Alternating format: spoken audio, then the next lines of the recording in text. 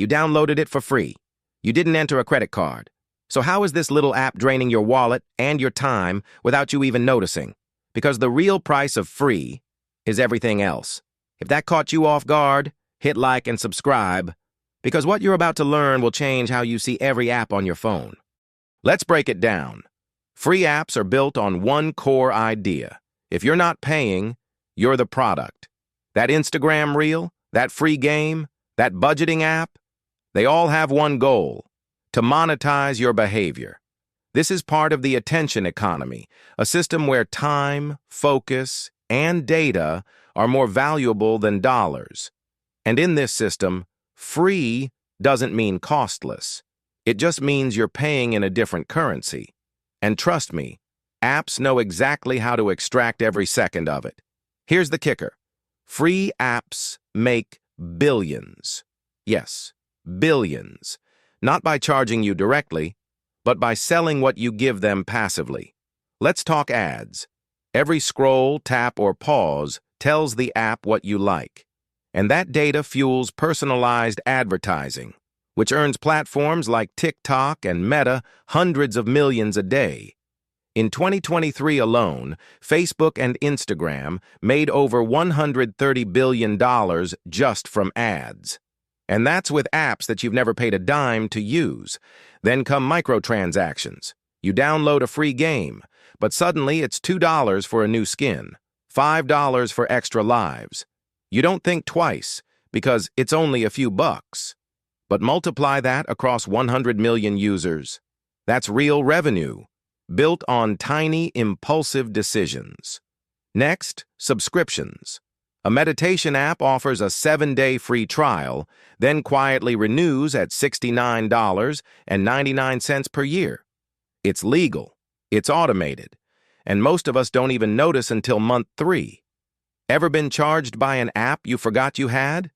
That's not a bug, it's a feature. And here's the deeper game: data monetization. Apps collect info on your location, interests, habits, shopping behavior, even how long you linger over a post. That data is then sold to advertisers, analytics firms, and sometimes even hedge funds. Your browsing habits become market signals. Your attention becomes leverage. And the worst part? You gave it away for free. Let's zoom out. Why is this a problem? Because you're not just losing money, you're losing time, focus, control. Free apps are designed for engagement addiction. Every like, ping, and vibration is a behavioral nudge, and those nudges push you toward buying decisions.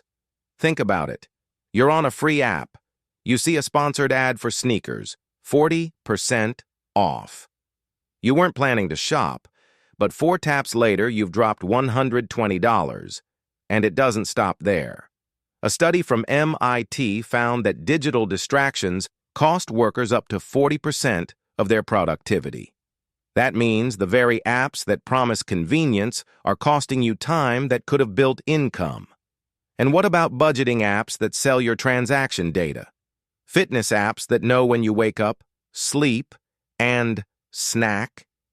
It's not just about selling you products anymore. It's about understanding you better than you understand yourself and using that to predict and shape your next move.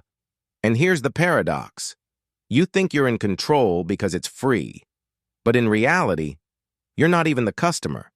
You're the inventory. So, here's the big question. Are free apps helping you or slowly controlling your time, habits, and money? Let me know in the comments. What's one free app that ended up costing you the most? And if this opened your eyes even a little, share it with someone who thinks free means safe. Because protecting your wallet doesn't just mean spending less. It means thinking more. And always remember, wisdom doesn't come from degrees. It comes from small daily decisions.